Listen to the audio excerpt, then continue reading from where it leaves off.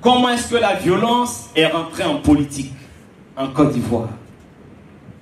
Et ceux qui payent, parce que je parle au nom des sans-voix, je ne parle pas pour les chapelles politiques, je parle au nom des sans-voix. En 1995, la Côte d'Ivoire a connu une de ses premières violences après l'ère Houphouët-Boigny, avec le boycott actif. On a eu des blessés, on a eu des morts.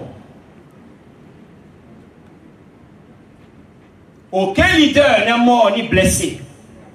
Mais ce sont les sans-voix, le citoyen lambda qui est blessé et qui est mort.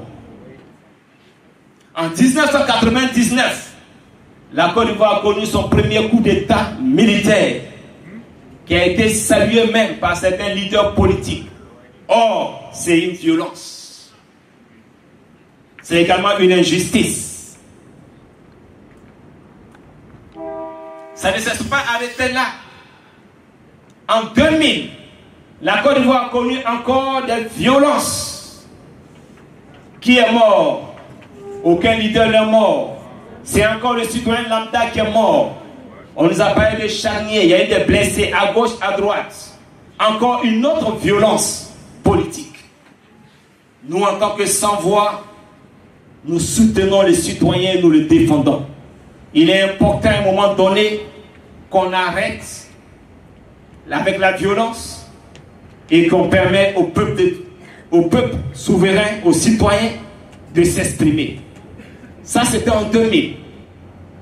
En janvier 2001, la Côte d'Ivoire a connu une tentative de coup d'État qu'ils ont dénommée, baptisée le complot de la Mercedes noire. C'était encore ça. En septembre 2002, une autre tentative de coup d'État avec des morts, des blessés, parmi les forces armées, parmi les civils, parmi les chanteurs, avec la partition de la Côte d'Ivoire en deux. La première rébellion armée en Côte d'Ivoire, une autre violence. Je ne peux pas faire la comptabilité du nombre de morts de tous les camps. Ceux qui ont souffert dans leur chair et dans leur peau. Qui les a défendus? Personne. Qui s'est occupé d'eux? Personne. Qui a plaidé leur cause? Personne. Mais nous savons combien de morts il y a eu en Côte d'Ivoire. De 2002 à 2010, dans la période de la rébellion, avec les tentatives de coup d'État par-ci, par-là, les tentatives de réunification du pays, en novembre 2004, encore de jeunes Ivoiriens sans voix sont morts gratuitement devant les tirs assassins de l'armée française. Mais des violences gratuites, le citoyen est mort gratuitement. 2010, 2011, avec la crise post-électorale, encore des morts suivent des morts. On nous a parlé officiellement de 3000 morts. Mais Ivoiriens et Ivoiriennes, porteurs de voix, à quel moment nous allons nous asseoir pour faire la comptabilité et fixer les responsabilités? Mais à chaque fois, nous faisons des lois d'amnistie. À chaque fois, on laissons passer. Et nous partons de violence en violence, de violence en violence. Nous ne sommes pas d'accord avec la violence. Le citoyen a besoin de vivre paisiblement. Et nous devons travailler pour que les citoyens vivent paisiblement. Mais quand vous analysez très bien l'origine et ce qui est à la part de cette violence, il y a deux choses essentielles. Pour ne pas dire trois. La première, quand on parle de boycott actif, certains n'étaient pas d'accord que les élections soient organisées par le ministère de l'Intérieur. C'est pourquoi on a fait le boycott actif. Donc l'organisation des élections, source de conflits et de guerres. Les élections de 2000 avec une CEI qui organise des élections. En 2000, cette CEI-là nous a donné deux présidents. Guy Robert s'est déclaré président Laurent Gbagbo aussi s'est déclaré président. Aucun d'eux n'a été investi par le Conseil constitutionnel.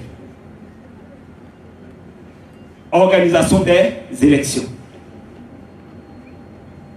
En 2010, nous connaissons encore une guerre. Origine de la guerre, organisation des élections. Le président Alassane Ouattara dit j'ai gagné ici. Le président Laurent Gbagbo dit j'ai gagné ici. L'origine c'est quoi? L'organisation des élections. Ce qui fait que la Côte d'Ivoire n'a jamais connu de passation de pouvoir en douceur, dans la tranquillité. Mais tout n'est que violence, violence, violence, violence, violence, violence. Nous disons non. Remarquez très bien dans toutes ces violences, les leaders et les acteurs sont toujours épargnés à 95%. Mais le porteur de voix, le citoyen lambda, dans sa forêt de Lakota, dans sa savane de Katiola, lui, il se trouve à tout le pleu, il se trouve à Puna. Il meurt, aucun journal n'en parle. On ne fait même pas mention.